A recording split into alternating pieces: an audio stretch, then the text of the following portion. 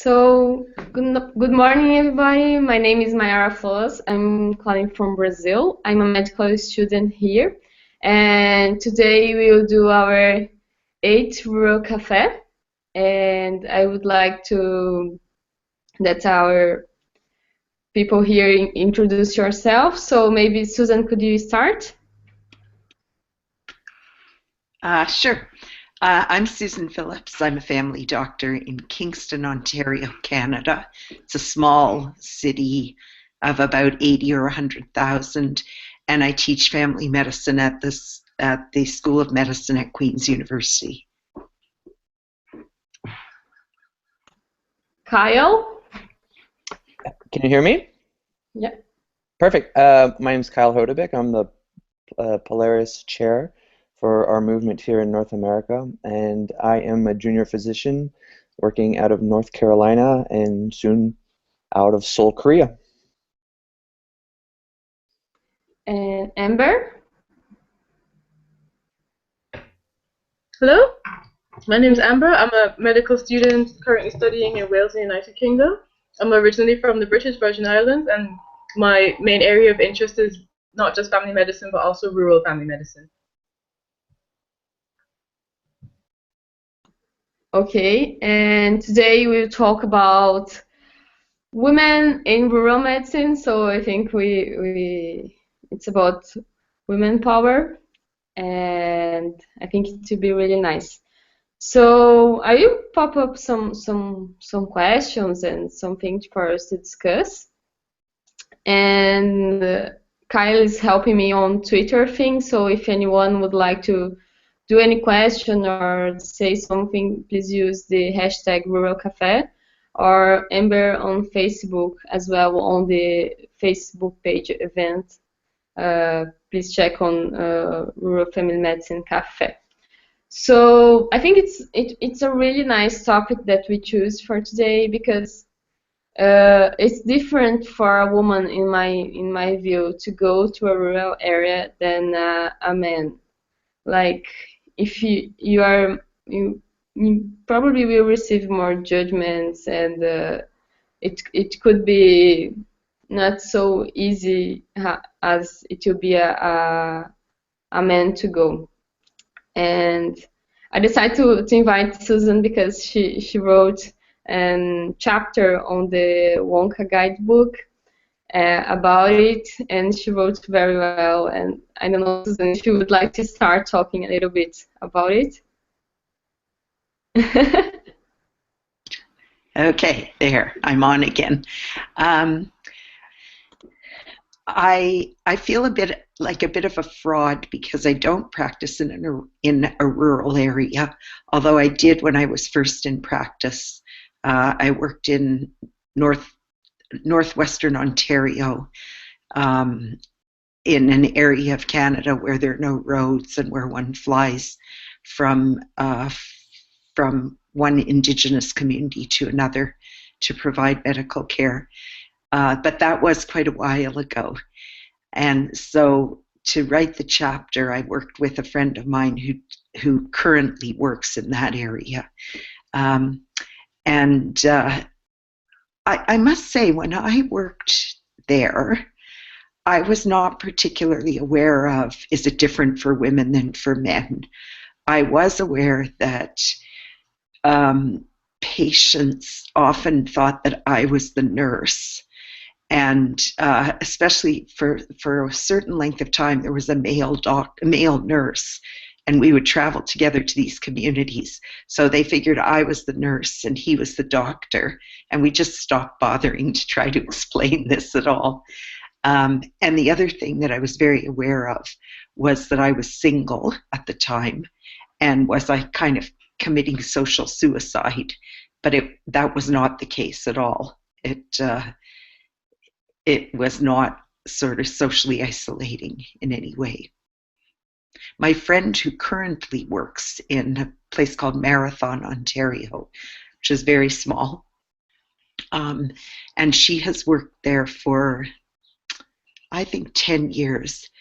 One of the things that really struck me is that she said it gets harder and harder as time goes on because You know people's secrets, so it makes it hard for you to be friends with your neighbors who are your patients because you know too much about them and they know you know too much about them.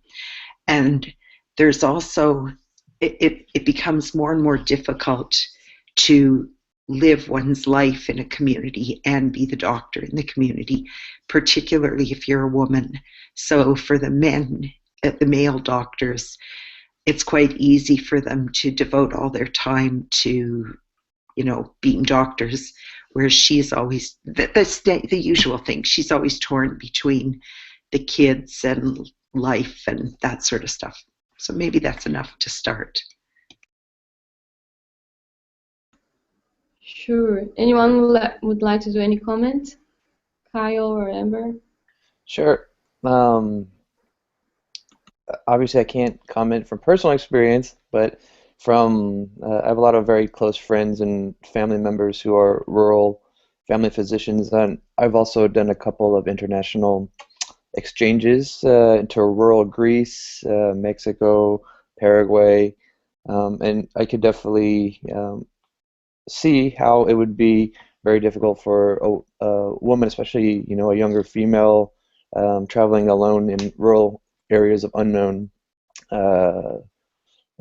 just unfamiliar territory. Because I mean that would be scary for me. So I can only imagine for these folks. And you touched on a very interesting point, being the female primary care physician in a rural setting. I was able to witness that for about a month in rural Greece, and part of it's probably a cultural thing as well. But it's not only are you the physician, but everyone's trying to set you up with, at least our friend, set her up with their sons, and then it's not just a professional relationship, but it goes beyond that. So it does make it quite interesting in the rural setting as well, for a female physician, especially single female physicians. So I could see how that would be very difficult, and something that should be addressed. Sure. Like, I didn't experience it alone when I was in rural, but you have some kind of resistance when you are a woman. Not all the time, but when you will care women, maybe she will prefer to be carried by another woman. However, from the men, you have more resistance when you try to work with them and try to if even with good bond, you can have more resistance. And with you have some kind of even I think it's urban or rural, any place, as you are a woman, you have kind of a resistance sometimes by your colleagues as well, and by your because of you need to choose between professional life and family, or sometimes some women will decide to don't have kids, but they will be always being judged to have or to have or not a family, to have or not something, and it's something that you carry to your in some way, and I think in rural you intensify it. You carry it to your consultation. Your background. It's common when you met with a patient. So and even like in the hospital, sometimes if I'm working with another colleague and he's a man, the people sometimes will prefer to they will say, I would like to stay with the doctor, and I said, come on, and he's like me, and I like, well, yeah, and just because I'm a woman, and even it's in urban setting, we suffer it a lot. It's kind of the same thing of being the nurse. Not that is a problem, Susan, but it's kind of the same. Amber, if you have any experience in Wales. Yeah, so, well, in Wales, because of, I guess, women being at the forefront of rural health anyway, by the time I've gotten through to my placement in rural medicine, a lot of the people have already gotten used to having women doctors because it's just what they're used to for so long already. One thing that I did notice is if you're a female doctor without any children and you don't participate in sort of family activities, then they don't treat you any differently. But I think a lot of doctors themselves feel that they're being judged. But other than that, I haven't really noticed anything because, as I said before, all the placements I've been to, it's always been a woman that I've been working with. So there hasn't been any difference as far as I can tell. Sure. So anyone would like to comment? Yes, Susan. I actually think that in certain ways I was welcomed more into the community than was my male colleague. I only had one male colleague. There were 4 doctors and 3 were women and 1 was a man when I worked in this rural setting. And I think it's because in a certain way it's easier to not think of women as doctors and to not build up a barrier between the doctor and the plain ordinary person. So there were people who invited me for lunch every day, and I think I was just welcomed more. And certainly the male doctor was very friendly. It wasn't because I was more outgoing or social or anything like that. So there were some advantages. I always thought that people were wondering, like, why do these women come to these places? There must be some problem that's driven them out of the city. But in fact, my experience was the opposite, that sometimes it was the men who were driven out of larger centers because they were running away from something, whereas the women tended to be quite devoted. But I'm cautious about generalizing.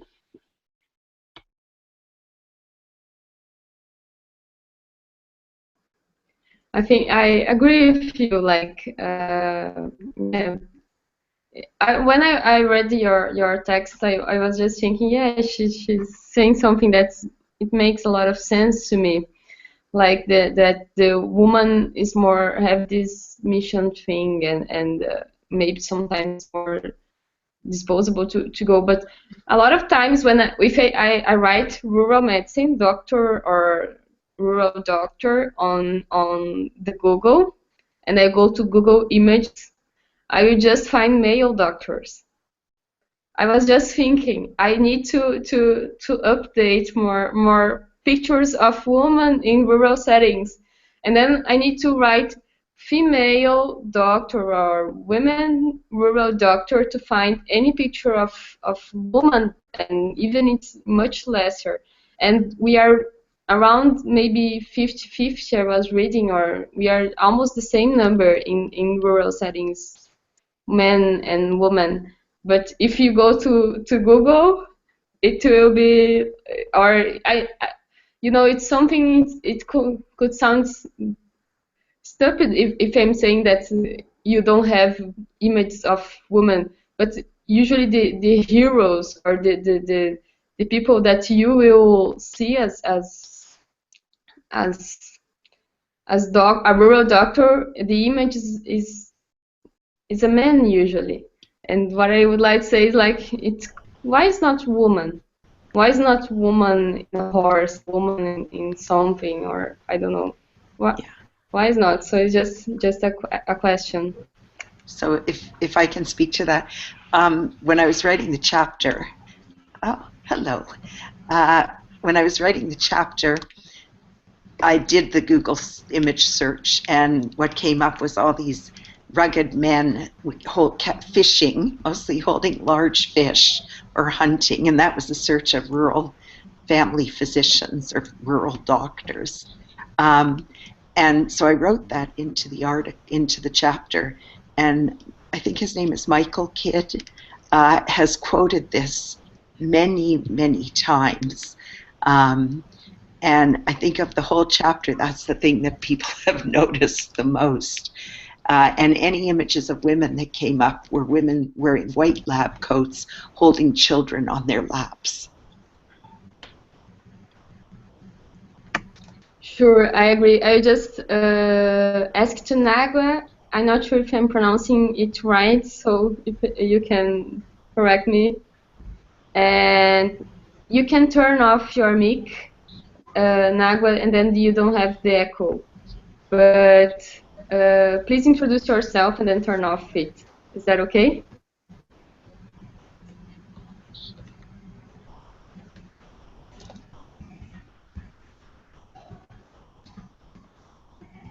Could you introduce yourself, Nagua? Talk?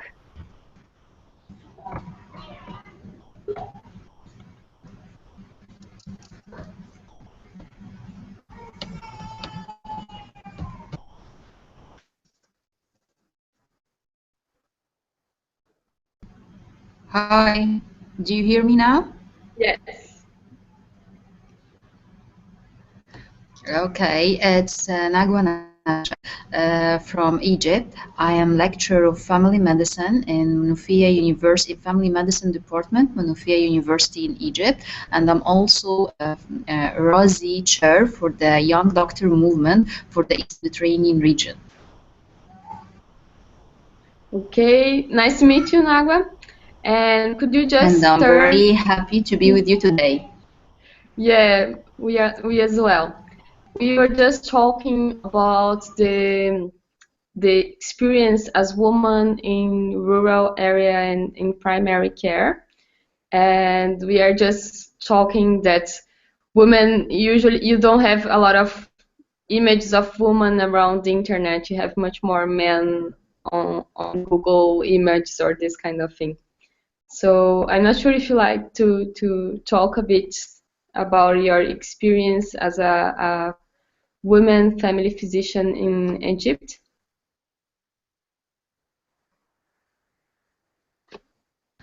Yeah, definitely. Actually, family practice in Egypt is of a feminine type, meaning that most of the family physicians are women.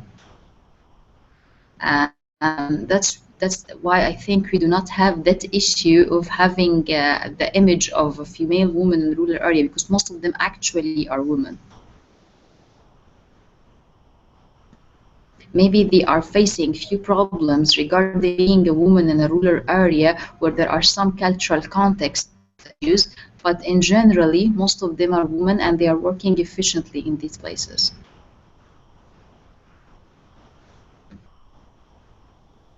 It's really different from it's not different, but it's really interesting the point of view of Egypt. And anyone would like to comment? It's nice that we have like most of women on primary care. Why do you think that more women's interest on primary care?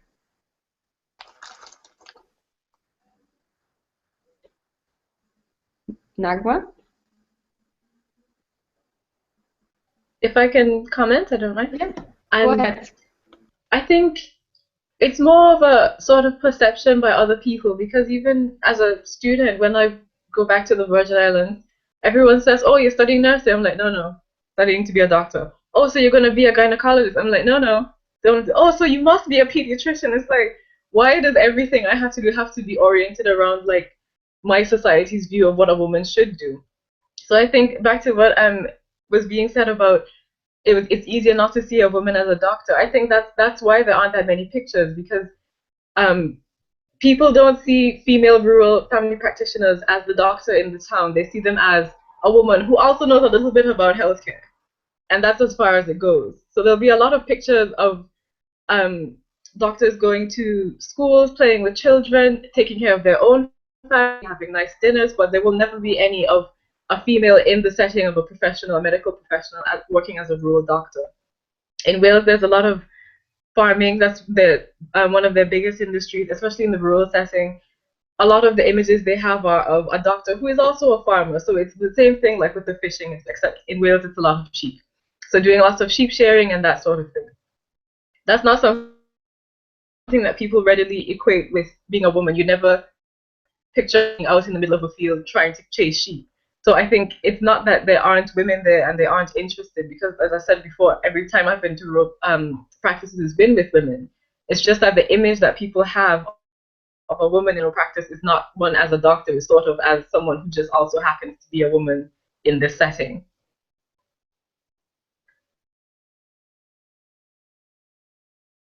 Sure.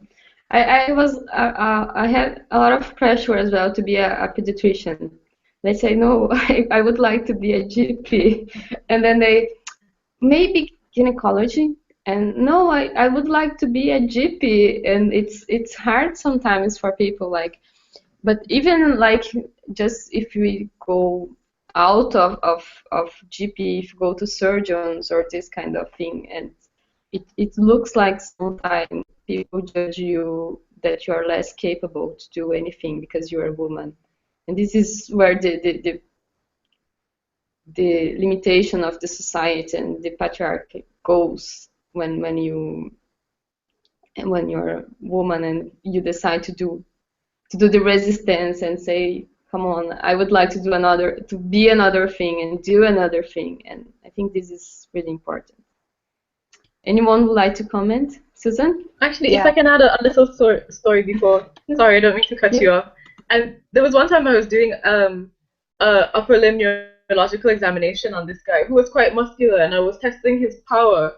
And I noticed that I was pulling him a little bit easier than expected. So I said,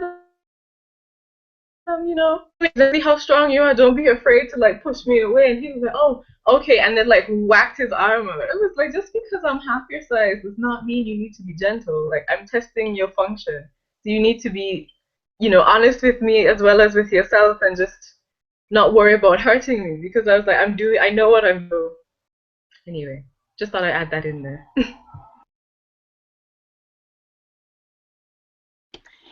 It's really interesting to get a sort of global perspective, because whereas Nagwa says that in Egypt almost all family physicians or general practitioners are women, that is not the case in Canada, although it's moving toward that. So family medicine, like pediatrics and psychiatry, are becoming ghettos of women. And I think sometimes if you're a man who wants to be a family doctor in Canada, people wonder if you couldn't succeed at something else. I think that's less likely to be assumed about women. What the assumption about women is, well, that's because you want to go have children, you know, and so it's a shorter training program. It's quite a bit shorter than any of the specialties. So that must be why women are interested in family medicine. So there are always assumptions, but they shift according to time and place.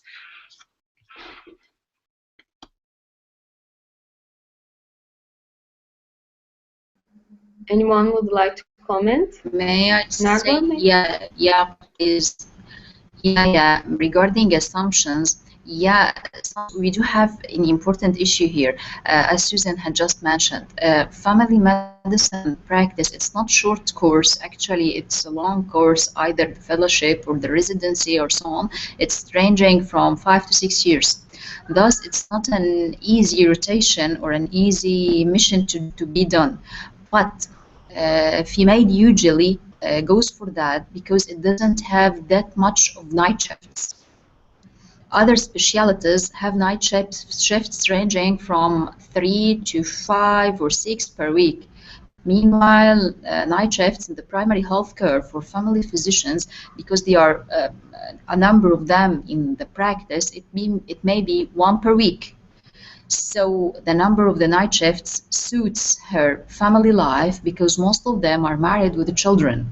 So yes, indeed, it fixes her time.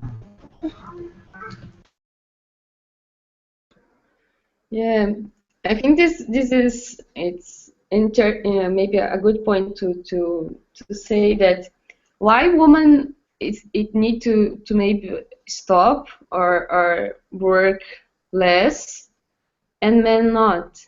Like, why not men? Men are father as well. Why they are not in the same like pressure that or need to carry in the same the same way as women, the same time, the same dedication as women. Like, I think this is where we struggle. So my friend who I mentioned who works in Marathon, Ontario, her name is Barb Zellick, and she has two children who are now 10 and 8. And she says, and she has a husband who is more than willing to look after them. But she says that it's the guilt, so she feels a certain guilt about not being at the hockey game or, the events, not being present all the time, that the male doctors in her practice don't feel. And where does that guilt come from? Well, some of it is societal expectations that then become internalized as our own expectations. And some of it maybe is reality, that in the end, for whatever reasons, childcare is seen as a woman's role, much as there's no reason it has to be.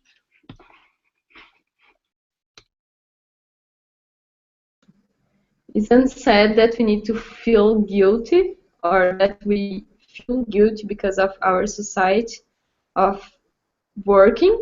Like, this is just some of the things that I struggle. Like, it's not just about rural medicine. It's a general issue about all medicine, or usually women thing. Anyone would like to do another comment, or Amber, maybe? No. Well, I will pop up, and Kylie would like to do. Sure. So in the U.S., we're one of the few countries that we don't even offer women very much time off after childbirth, which is something that we've been fighting for to ensure that, not just women physicians, but women in whatever field have the chance to balance life in the home as well as at work. So that's something that's definitely a cultural thing.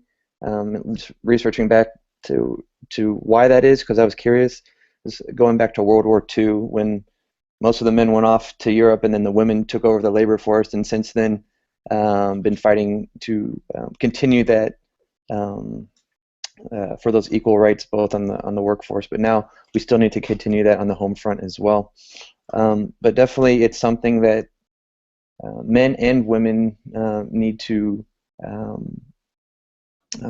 push for, in my opinion, so that there is that life balance both in the rural setting and the urban setting, because as physicians we tend to, I know I feel guilty when I leave my patients or leave early or have to go do something, and feel guilty that I feel that I have to push my work off onto other people. And then if I don't go home on time, I feel guilty because I'm not at home with my family. So I kind of feel like I'm between a rock and a hard place, and I can only imagine it's even worse of a feeling having given birth to somebody. I haven't had that experience, but that I could see it's even more of a terror, and I see that in my patients, my coworkers, and my wife as well.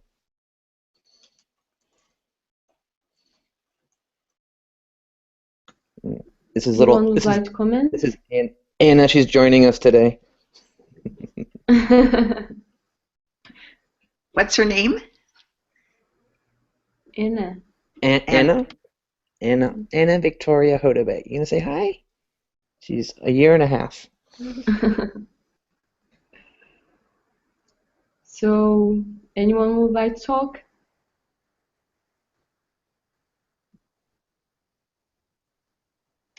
I don't want to monopolize the conversation, but in Canada, most doctors are, in a sense, small business operators. We work independently.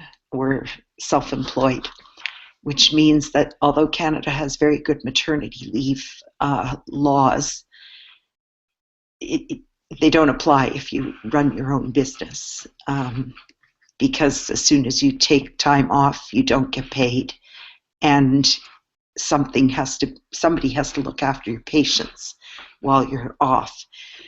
To get around this, or not exactly to get around this, but just to make the work environment more comfortable for everyone, but particularly for women, there are groups like this group in Marathon that set themselves up so that nobody worked more than 3/4 time. And they have maintained that for years and years. And they have a very careful call system so that when you're not on call, you truly are not on call. Nobody expects that you will come deliver the baby just because that's your patient.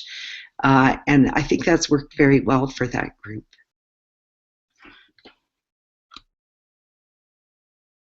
Yeah, before we go to like what we would like, what we could do to yeah, please go, Nagwa. Yep. Regarding the system here in Egypt, it's much more better and solid because we do have a maternity leave which is full paid for the mother once she is going to have her child for completely 4 months. This happens after delivery. She got paid for all of her. She got all her money, the salary, any addition, any incentives to be taken for the whole 4 months when she stays with the children. However, if she decides to take another time off, she may take a maternity leave for 1 year, but this is going to be without payment. So slightly the system here is much solid because also during her work in the primary health care, it's not just one physician. We do always have 2 physicians per the clinic. So if someone is going to be absent for a while due to a sick leave or something, there's someone else who's going to take care of the patients. So I believe the system goes well with the patient, with the female regarding her work and her maternity issues here in Egypt. We do have other issues regarding primary health care in general, but regarding the female, I believe maternity issues are going fine with us here. Yeah, just to move a bit the discussion, and how is the payment of women different in your country or in your experience around the world from men payment? I didn't hear the question. Like women receive less money than men? Women receive money less than men? Yeah, if woman in your situation, or even we can like usually the payment. Usually in Egypt they don't. No, it's not different at all. No, they do receive the same payment. But as I said, it's mainly the specialty of females because most of them do feel it suits their own lives. But the issues that mainly family medicine in Egypt is having some issues regarding financial support. That's why the payment of family practice in general, either male or female, is less than other types of specialty. So women is it the payment goes for male and women. Yeah. So you need to deal if you're shortage in like you receive a lot less to be a primary care physician, and you still having a lot of things to face as a rural female doctor. How it works in Canada as like money issues or US? So in Canada, theoretically, there should be no difference in what men and women earn because we're either paid for family doctors, because we're either paid by the number of patients we have, and we get a set amount per year per patient, or we're paid for each encounter. However, interestingly, there's quite a gap between what men and women earn in medicine, and that probably is because men take on more patients, see them more frequently, and see them for shorter lengths of time. And there's good evidence showing this, that women will spend 20 to 40% longer with each patient, which means earning less. It's better for patient care, and this is the sort of Barbara Starfield kind of stuff. Patients are happier, their care is better, their outcomes are better, but women end up earning less. How is in Virgin Islands or in Wales? Do you have any? I can't really speak about the Virgin Islands because, obviously payment isn't something that you discuss very openly. People always give you a range, and they'll give you the same range regardless of if it's a man or a woman. In Wales, technically, as Susan said, they're supposed to be paid the same because what you're doing is paying for a medical professional, not hiring a person based on any other factors. And in fact, the hiring policies that the hospitals have are that you're not supposed to discriminate against someone's gender, age, ethnicity, and religious background. So technically, it should be the same. The general practices here are sort of, as Susan was saying, in Canada, they're sort of their own little small businesses. So how much each individual GP makes depends on how much work that they choose to do. We have GPs with special interests. So, for example, I met minor surgery, and he also did Botox in his spare time. So he was making more money than the female GPs who chose not to do that. On the other side of that, I've met a female GP in an urban setting who also did acupuncture on the side, and that was funded by the NHS. So she was making more money than some of her counterparts that weren't doing that. So it's very difficult to say that women are definitely being paid less than men, since in GP it's sort of up to them to come up with their own income, so to speak. And in US, Kyle? I don't have the specifics for medicine, but in general, across the board, all professions, women make 77 cents to the male's dollar, and I can't quote for African American or Hispanic women, but it's even less than that for both African American and even less for Hispanic women. Just read something about that recently, about California as well as the U.S. in general. So it's still an issue. There's legislation against doing that. It's still something that we have to fight on.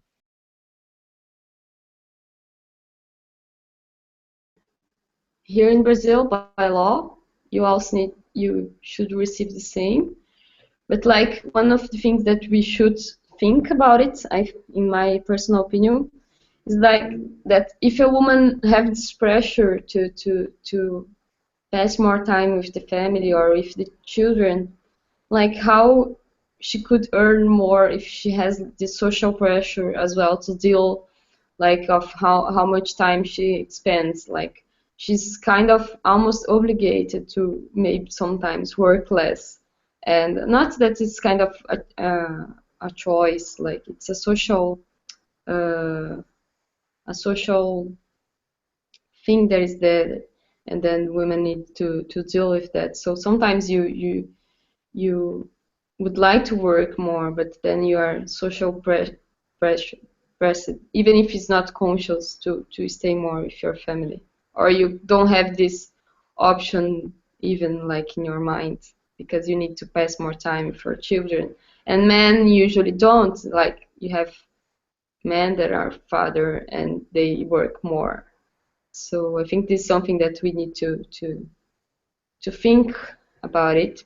And I would like to ask you about, so we are almost in the end, and I would like to ask if you think like how we could change this reality, like what we could do about it, women getting well paid, and how to deconstruct this social imposition, and what do you think that is our way to work in a rural setting and develop primary care and, you know, empower women, all these things. What do you think?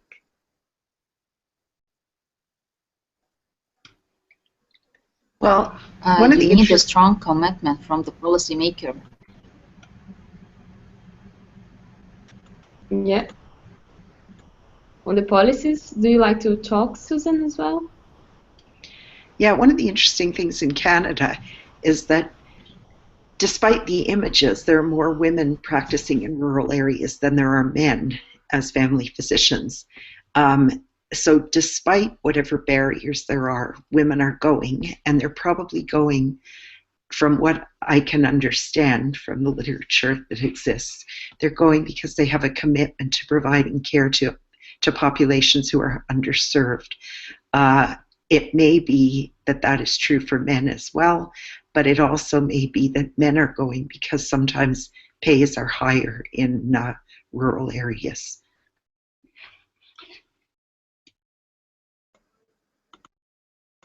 Kyle would like to talk? Sure. And this is going to be my last input. I have to get out of here, unfortunately. But I just wanted to say that definitely agree with Nagwa. We have to ensure that we are enforcing these policies because, especially in my country, we have policies, but they're not being enforced.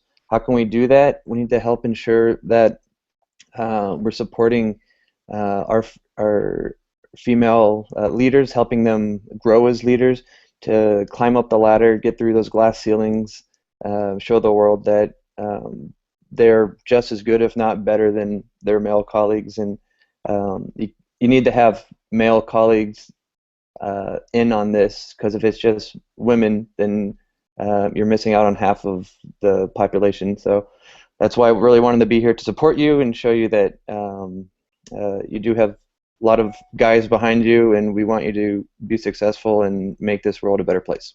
So thank you for having me. I will say my goodbyes, and we'll see you all shortly. Bye, Kyle. Yeah, just regarding the policies, I do you think that policies are enough? Like, I think they're a good starting place, and it's definitely people thinking. But as Kyle was saying, there's no point having a policy that, one, nobody knows about, and two, no one is actually enforcing. That's when they become useless. I think as a part of my medical education, we have a few days where they teach us professionalism. Some of the issues that we deal with are like leadership, being culturally sensitive doctors, and things like that. Using that sort of platform to also talk about gender issues, because a lot of people think that they don't exist anymore, would also be a good time to talk about, oh, do you know, by the way, that there are these policies regarding hiring women with maternity leave, with paternity leave as well, because they do that in the UK. Do you think that you'll be paid less because you're a woman, etc., etc.? I think it's just nice for people to know about, because unless you're interested in knowing, you will never know, and then you make assumptions. And I think women themselves making those assumptions about them can kind of perpetuate the problem that we're having. So if you go into a setting thinking that you're going to be treated less, then you act as if it's okay, rather than sort of demanding to be treated better. Like one of the things that my classmates like to tell me is that I'm very bold. And I don't think I'm bold, because if I want something, I will just say it. But a lot of other people don't think that that's okay. And it completely boggles my mind how you could not think it's okay. Like, if you want something, if you don't ask for it, you won't get it. But, kind of instilling that same mindset into other women as they go through their medical education and into their profession as well, I think would help women to be empowered and feel as if they can be empowered.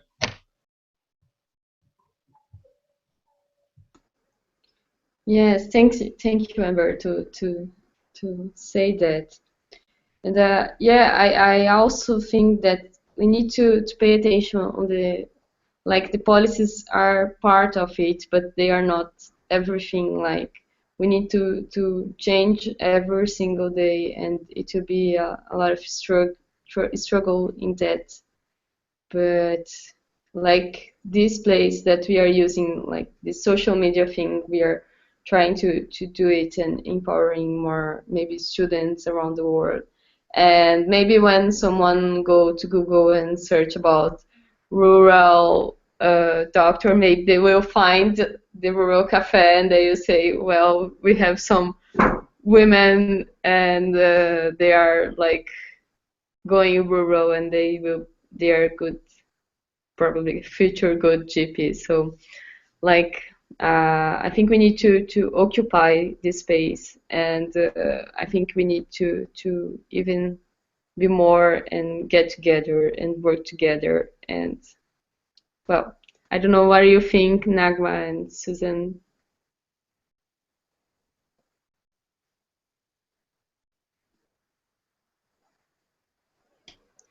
I think policy. Oh, shall I go ahead or shall I? Okay, I think policies are necessary, but they're not sufficient. I see in the structures, the organizations that govern family medicine in Canada, there is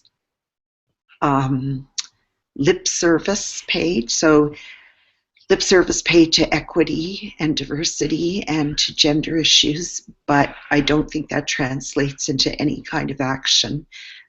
Interestingly, the College of Family Physicians of Canada, which is the sort of governing body of family doctors in Canada, has just decided to get rid of their gender equity and diversity committee because they didn't really think it was that useful. And I don't quite know how one makes structural change. I think that often change happens at quite an individual level. So I've heard a number of quite senior physicians say, well, I didn't really understand until my daughter grew up and I saw the world through her eyes. But that's a very slow way to make change.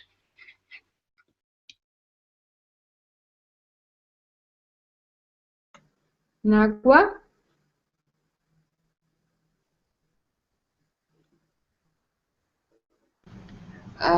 Yeah, I do agree with Susan. Policymaker takes a long time, but we need to do the first step through them. Each year in Egypt needs more support from the policymaker toward the primary health care first. And regarding the equity issues, yeah, I do think we do have this issue because most of the people prefer to be, most of the community prefers to be treated with a male doctor rather than a female doctor in most of the specialties. I don't know why, but it happens. So this is an issue really need to be raised. Regarding the empowerment of the female physicians in rural area, yeah, we do need more support from the policymaker as a start. It's not going to make that large difference, but however, it will be a good start to raise community campaigns furtherward, to do issues like that, to do the financial support and so on.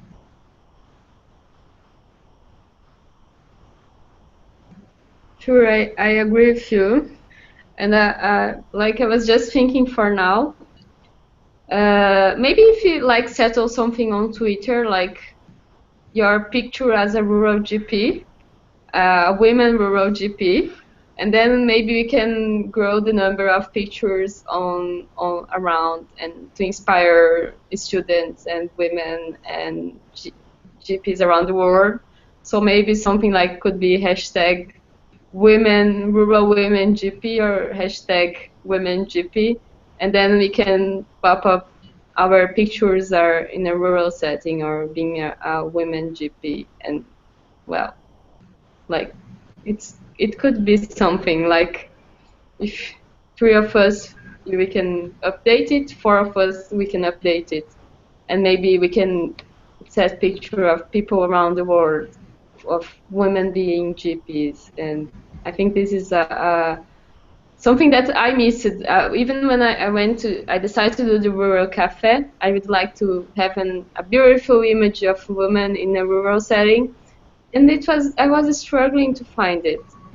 So I think we need to occupy and we need to work on policies, and I think we need to raise our voice and get more empowerment and be financed and all these things. So maybe the hashtag women rural GP or women GP. What do you think?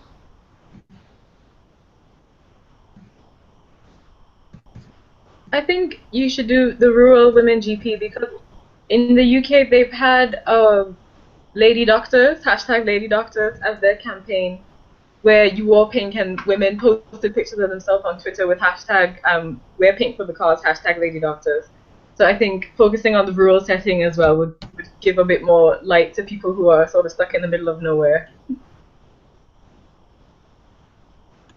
That's fine. So we are launching here the Rural Women GP. So post your picture as a GP on your rural setting on Facebook, Twitter, wherever you want. And I hope we can have more women pictures around the world and to show our power. Anyone would like to do a final comment? We are almost having 1 hour of Rural Cafe for now.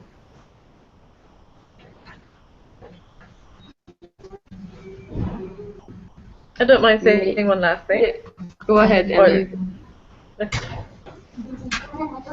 Nagwa would like to do your final comment. Nagwa? Yeah. Yeah. Go ahead.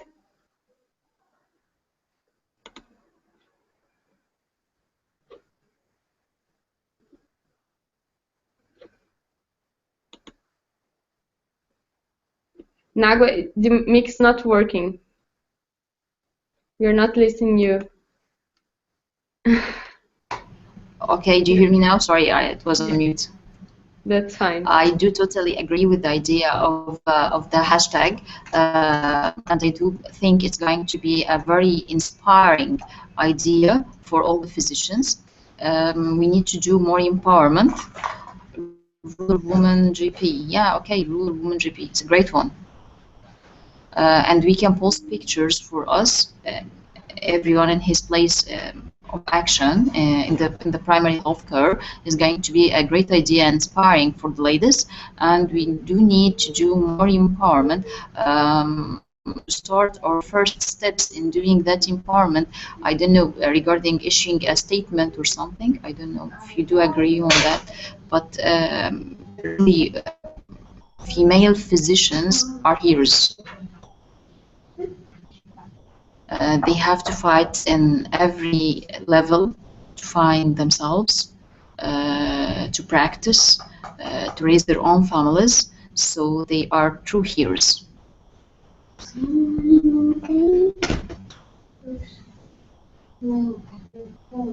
Yeah. Maybe Amber would like to do your final comment. Sure. So the final comment I wanted to make was just first of all to thank all of you for participating. It's been very interesting hearing what it's like being a rural GP in other parts of the world, and also to be a reminder that it's usually a small group of highly motivated people that are making changes. So even though it might be very difficult for a woman in a rural GP setting, you do still have to try and be your own fire in a sense and just keep going forward, even though you might feel as if no one's supporting you. We can support each other at least, Amber. Yeah. So I think we can raise our voice worldly, and then we raise our voice locally. Susan?